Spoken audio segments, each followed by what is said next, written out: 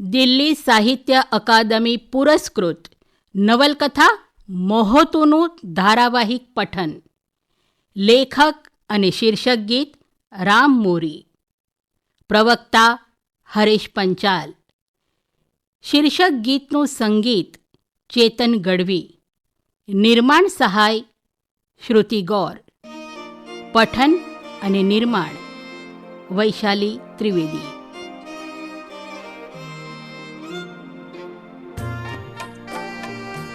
મોહતું.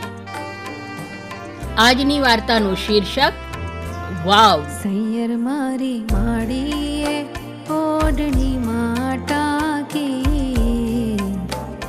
વર્તાયું રે હારે મારા મલકની ગોજારી વાતો ઢાંકી વર્તાયું રે સૈયર મેં તો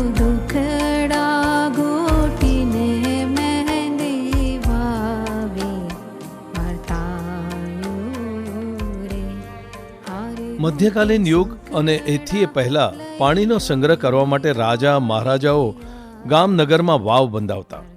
ધરતીના પટ પર ઊંડો ઊંડો ખાડો કરતા જઈ જ્યાં શીતળતા ધરતીની માટીને આવી મળે ત્યાં આસપાસ દિવાલ બાંધી એ શીતળતાનું જતન કરાતું.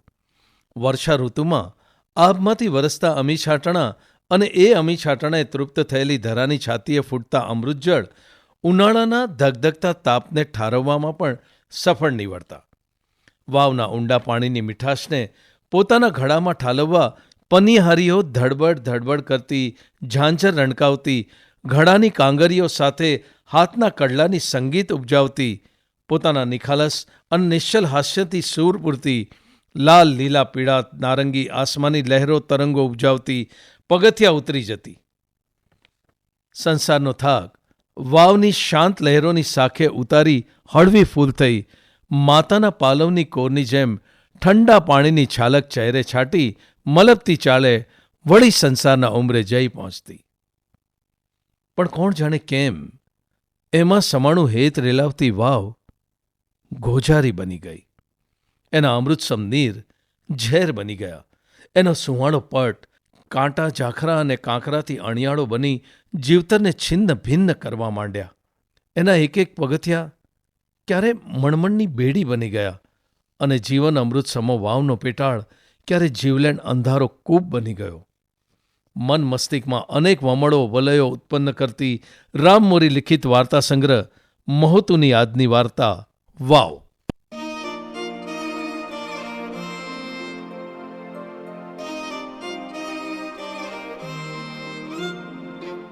ધુબાંગ કરતો એક અવાજ વાવમાંથી સંભળાય.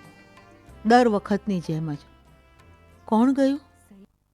કોઈ ઘરચોળું, કોઈ બાંધણી, કોઈ લહેરિયું, કોઈ કાપડું, કોઈ દુપટ્ટો. ધુબાંગ. પાણીમાં સહેજ ઉઠેલા વમળ, બુડબુડિયા, વાવની કિનારીએ લીલ સાથે બાજી જતા પરપોટા અને પછી બધું શાંત. દર વખતની જેમ જ. કોણ ગયું? કણબીના ફળિયામાંથી, પરમારોની પછીતેથી, ભરવાડોના નેસમાંથી, દરબારોની ડેલીએથી, વાણિયાની મેળીએથી, રબારીઓની ખડકીએથી એક હિપકું, ધ્રાસકો અને પરબારી દોટ સીધી વાવમાં. ધુબાંગ. પાણીમાં સહેજ ઉઠેલા વમળ, બુડબુડિયા, વાવની કિનારીએ લીલ સાથે બાજી જતા પરપોટા અને પછી બધું શાંત. દર વખતની જેમ જ. પ્રાગળ વાહે એ ધૂપકો આખા ગામમાં સંભળાય. એ પછી વાસીદા ટાણે આખો ધૂપકો બકડિયામાં ભરાઈ જાય ને ઉકરડે ઠલવાઈ જાય. તપેલીમાં તળિયે બળીને ચોંટી ગયેલી ચાની ભૂક્કીની જેમ કાંકરા ભેગો ઘસાઈને આખો ધૂપકો કદડામાં નીકળી જાય. નદીએ શીપર પર ધબાધબ ધોકાથી ધોકાવાતા લુગડાના ઢોળ ભેગો નીતરી જાય ધૂપકો. ધૂળ ખાણીએ તગારામાંથી ભરેલી ધૂળના ફોતરા ભેગો ઉડી જાય ધૂપકો. પણ તોય એ ધૂપકો કેટલાય દિવસ સુધી ગામની બાયુના મૂંગાપણામાં સંભળાતો રહે. વાવમાં આવી પડેલા ધૂપકાથી પાણી ઉપર વળેલ ફીણ દિવસો સુધી ગામની બાયુના મોઢા પર વળતા રહે. વાવમાં ધૂપકા પછીના બુડબુડિયાનો મુંજારો ગામની બાયુની આંખીઓમાં ગોરંભાયા કરે. ધુબાંગ. પાણીમાં સહેજ ઉઠેલા વમળ, બુડબુડિયા, વાવની કિનારીએ લીલ સાથે બાજી જતા પરપોટા, અને પછી બધું શાંત, દર વખતની જેમ જ. પણ હવે ધીરે ધીરે આખી આ વાત નૈણ્યા કોઠે ચા પીતા હોય એમ કોઠે પડી ગઈ હતી. હાલતા હાલતા ચપ્પલની પટ્ટી તૂટી જાય ને ચંપલ ફેંકી દેવી પડે એટલી સામાન્ય. ચા કરતાં કરતાં મોરસ વધુ પડી જાય એટલી સામાન્ય. મમરી તળતી વખતે ગમે તેટલું ધારો તોય મમરીનો અમુક તમુક ભાગ દાઝી જાય એટલી સામાન્ય. કઢી કરતાં કરતાં મીઠા લીમડાના પાન નાખવાનું ભૂલી જવાય એટલી સામાન્ય. જમતા જમતા જીભે બચકું ભરાઈ જાય એટલી હદે સામાન્ય. ધૂપકામાં જોકે ગામને મન ખાસ નવાઈ નહોતી રહી, પણ તોય ડંકીએ પાણી ભરવા આવેલા 2 બેડા અંદરો અંદર મૂંગા મૂંગા ઓઇલિંગ કર્યા વિનાની ડંકીમાં ધંગ ધબ ધંગ ધબ ધંગ ધબ ધંગ અવાજની વચ્ચે ધૂપકાની વાત કરીને કાંઠેથી થોડા છલકાઈ જાય. વાડીએ કપાસમાં ચાલતી દાતરડીઓએ પોરો ખાઈને પરસેવા હારે ધૂપકાના નામનું નહીં નાખે. નદી એકબીજાના લુગડા ધોવાનો સાબુ માંગવા લાંબા થયેલા હાથમાંથી સાબુની ગોટી ભેગી લપસી જતો ધૂપકો. 4 રસ્તે ભેગા થઈ ગયેલા 2 લેરિયામાં એ થોડો ભીનો થઈ જતો ધૂપકો. ધુબાંગ, પાણીમાં સહેજ ઉઠેલા વમળ, બુડબુડિયા, વાવની કિનારીએ લીલ સાથે બાજી જતા પરપોટા, ને પછી બધું શાંત, દર વખતની જેમ જ. મંજુને સમજાતું નહોતું કે વાવમાં એવું તે શું દાટ્યું છે કે બધું ધોળી ધોળી ન્યા જ પોગે છે.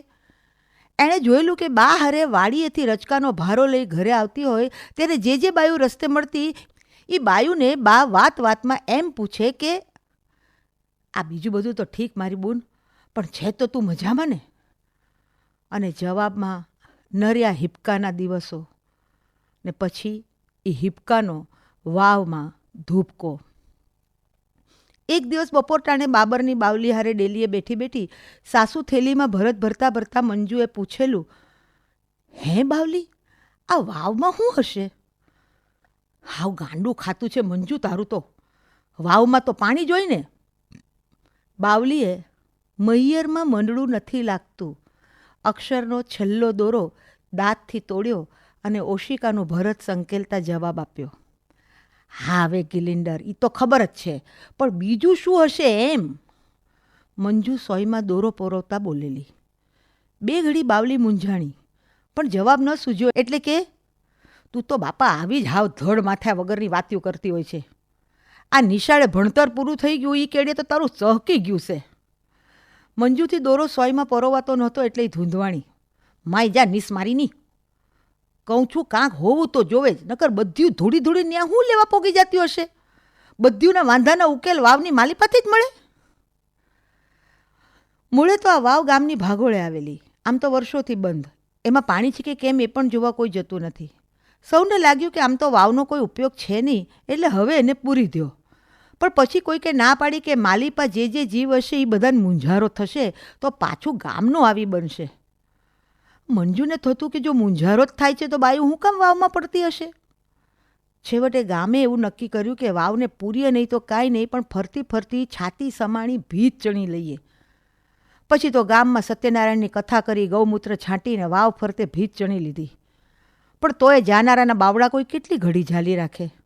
નસીબને તો કાંઈ નાડા બાંધીને ખેંચી હકાય નહીં. ગામની વહુવારું વાવ ફરતે છાતી સમાણી બનાવેલી ભીત પર ચડીને ધૂપકો લગાવી આવે. પત્તો ગામમાં એવી વાતો થઈ કે વાવ ભોગ માંગે છે. વાવની આજુબાજુ આવડ બાવળ બોરડી દેશી બાવળ ને દાંડલા થોર ઉગેલા. ગામનું વેદ જેવડું છોકરું એ વાવ બાજુ ફરકે નહીં. નદીના આ કાંઠે વાવ ને હામા કાંઠે વડ સાવિત્રીનો વડલો. વડલો પૂજવા આવે એ બધી છોકરીઓ વડલાને સૂતરના દોરાથી વીંટાળે ત્યારે વાવ સામે જોઈ રહી. મંજુને દિવસે દિવસે વાવમાં ડોકાવાની તલબ વધતી ચાલી. એ જ દિવસોમાં કુટુંબની દીકરી સેજલ પગ ફેરો કરવા પિયર આવેલી. સેજલને બા નહોતી તો મંજુની બાને જ નાનપણથી બા જેવી ગણેલી. સેજલ ફળીએ બેહવા આવી ત્યારે મંજુ હરખાઈ ગયેલી. બા રસોડામાં ઘી ઊનું કરતી હતી. સેજલ સીધી ન્યા જ બેસવા ગઈ. મંજુ પણ દોડીને ત્યાં પહોંચી ગઈ. પછી ટીવીમાંથી જોઈ જોઈને શીખી હોય એવા નખરા કરતી કરતી, સેજુ દીદી જીજા કેમ છે? જીજા શું કરે? અમે તમારા લગ્નમાં એને બહુ મસ્તી કરી હતી એવું બોલ્યા કરતી હતી.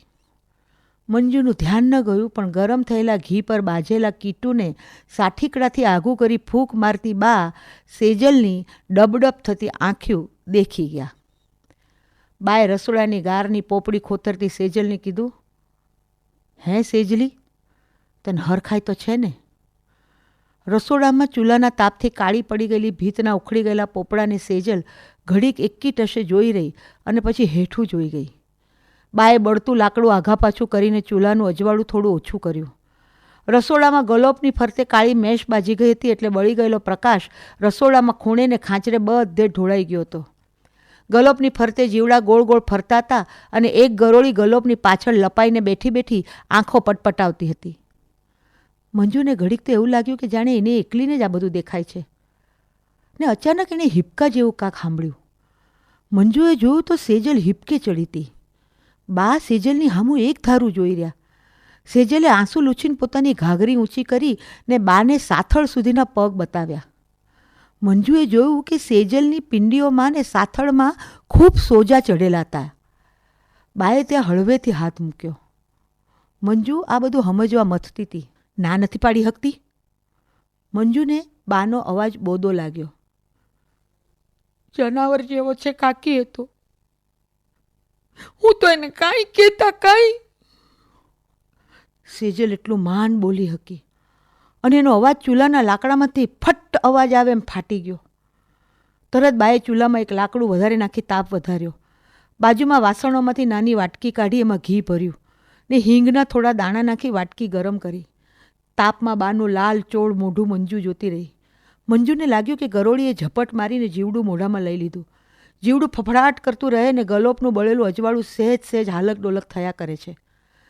સેજલે સાડીના છેડાથી નાક લૂછ્યું ને બા સામે જોતા બોલી, કાકી, તમે મારા કાકાને કયો ને, માર સાસરીએ.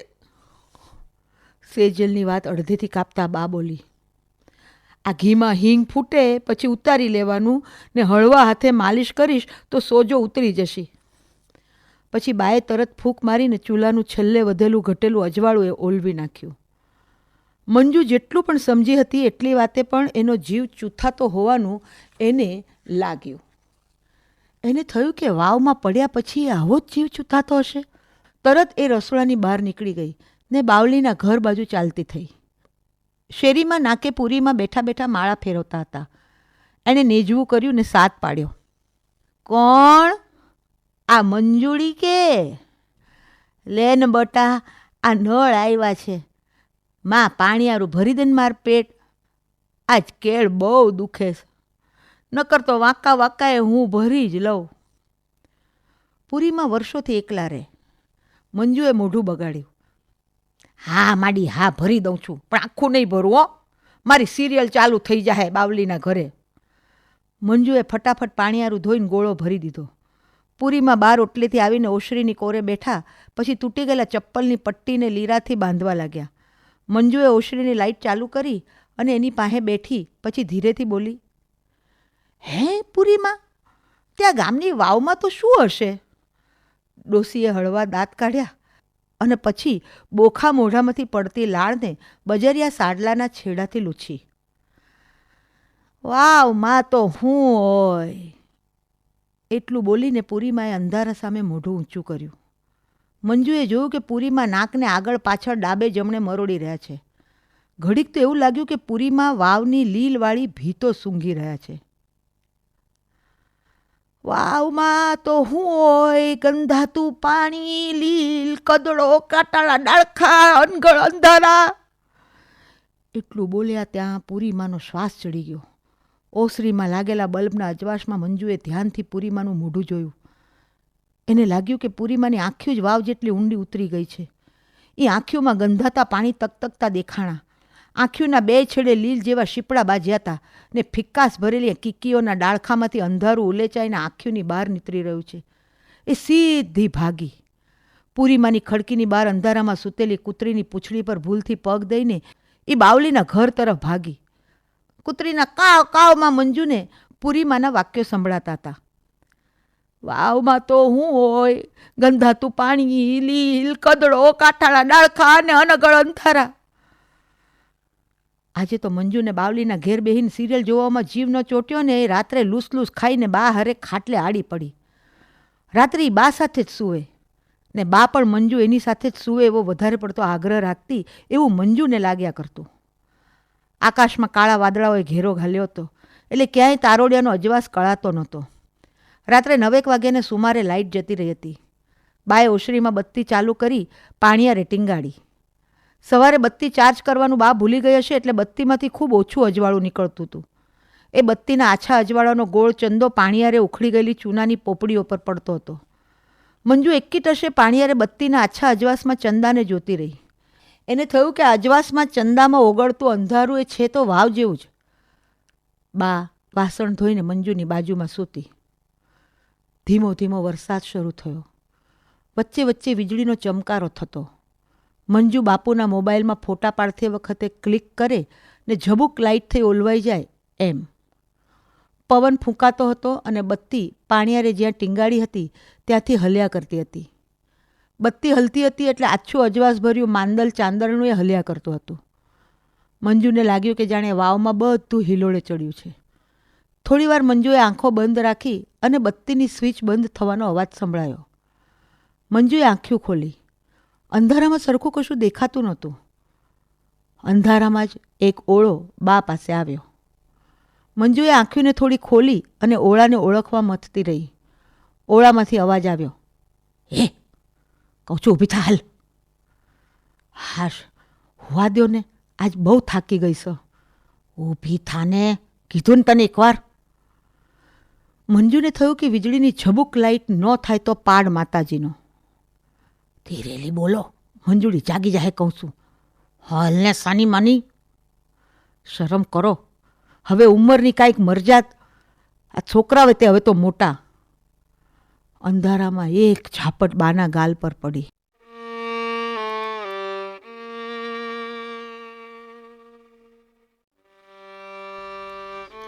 ઓય માં, અરે આંખ. મોડું ન કરતી. મંજુએ જોયું તો એ ઓળો અંદર ઓરડામાં જતો રહ્યો. થોડી વાર સુધી બા ખાટલામાં બેઠી રહી. પછી મંજુ સામે ધારીને જોઈ રહી.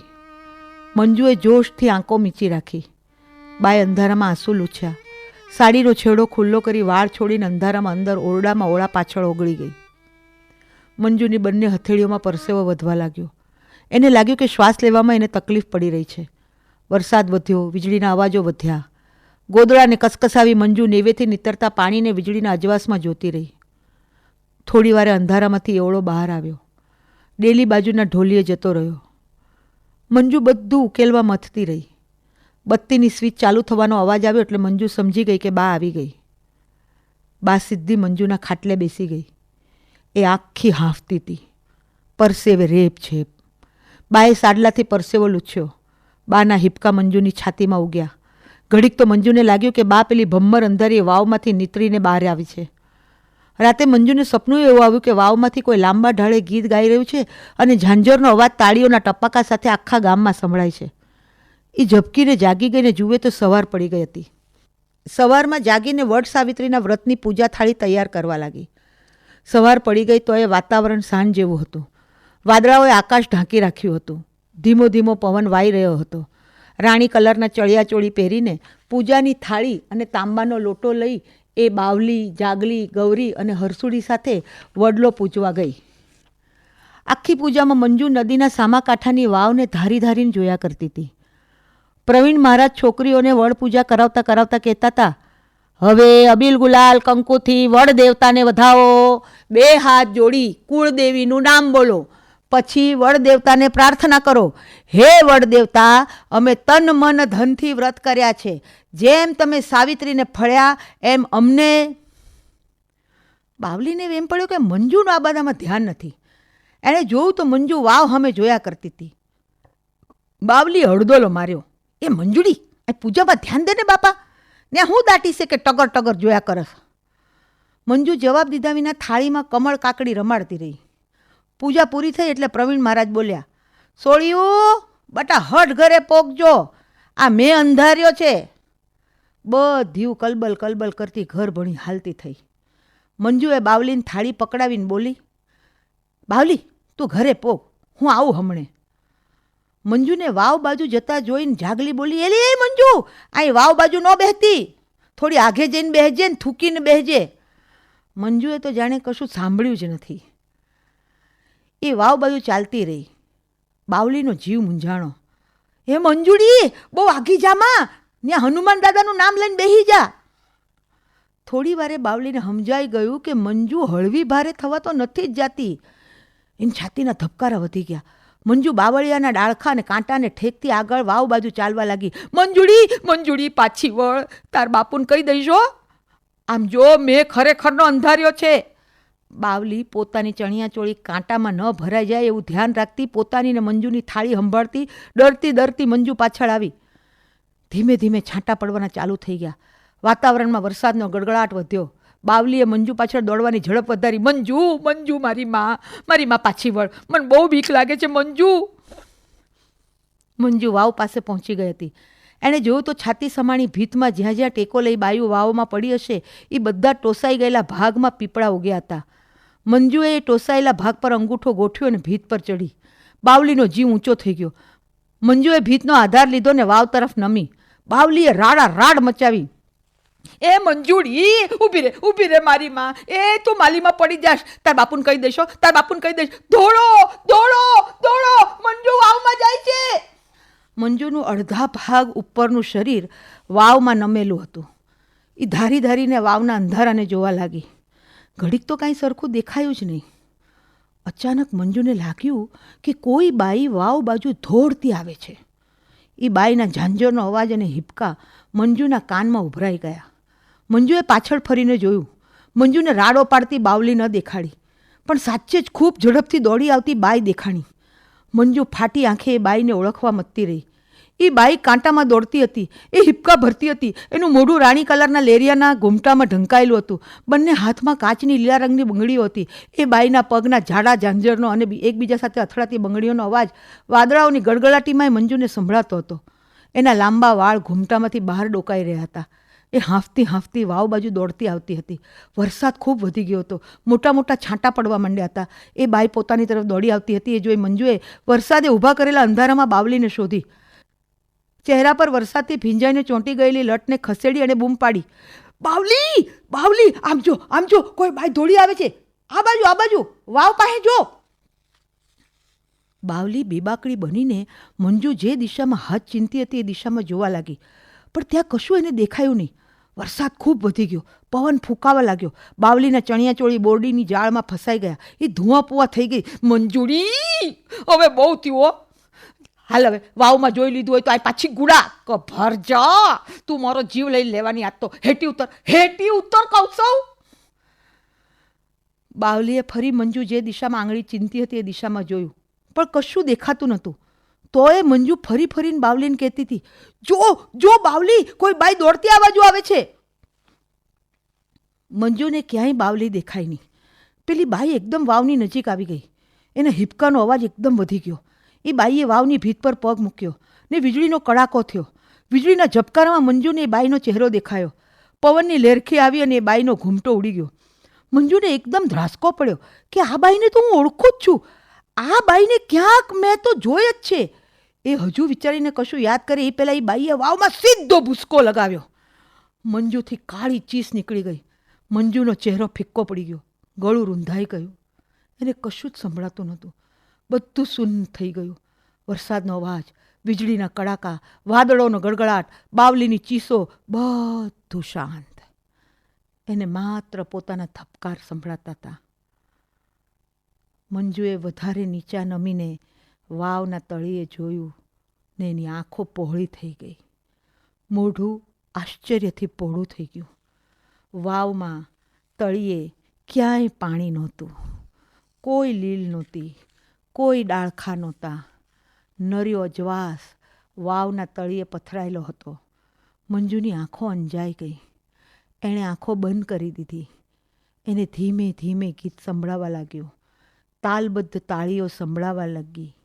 સૈયર મોરી વરસ્યો જોને શ્રાવણ અનરાધા, સૈયર મોરી વરસ્યો જોને શ્રાવણ અનરાધા, એ આખી પલળી તોય કોરી ઓઢણાની કોર રે, એ આખી પલળી તોય કોરી ઓઢણાની કોર રે, સૈયર મોરી વરસ્યો જોને શ્રાવણ અનરાધાર.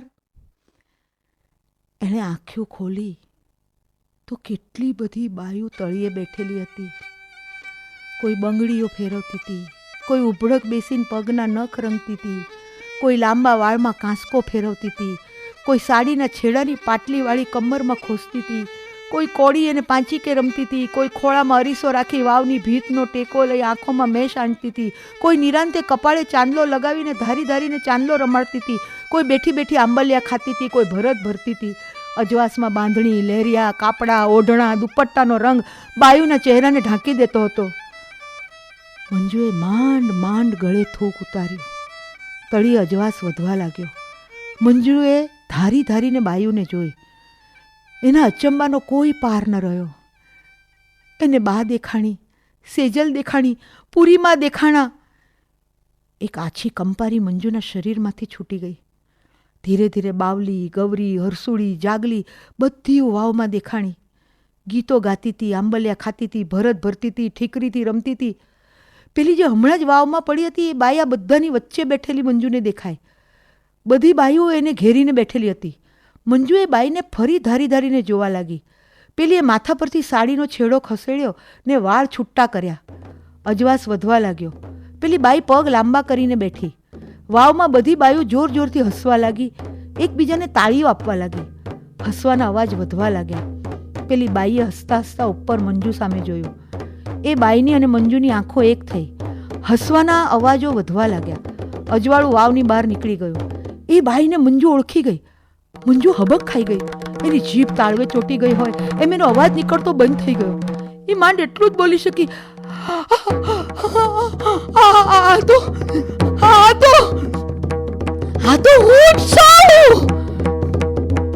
એના ધબકારા એકદમ વધી ગયા. વીજળીનો પ્રચંડ કડાકો થયો. વાવમાંથી હસવાના અવાજો બહાર નીકળી ગયા એવું મંજુને લાગ્યું. એણે બાવલીને શોધવા આજુબાજુ નજર કરી, પણ વરસાદમાં એને કાંઈ દેખાયું નહીં. એણે ઉપર નજર કરી તો કાળા ડિબાંગ વાદળાઓ નીચે ઝૂકી રહ્યા હોય એવું એને લાગ્યું. એણે ફરી વાવમાંથી આવતા અજવાસ તરફ જોયું. મંજુને થયું કે હેઠે તો નર્યું અજવાળું જ છે, અંધારું તો મારી ઉપર તોળાઈ રહ્યું છે.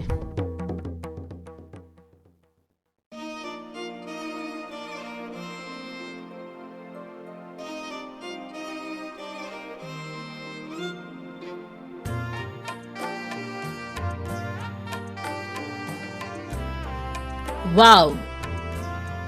આ વાર્તા હમણાં જ આપ સાંભળી રહ્યા હતા. આવતીકાલની વાર્તાનું શીર્ષક ઠેસ. તો સાંભળવાનું ચૂકતા નહીં. મહોતું.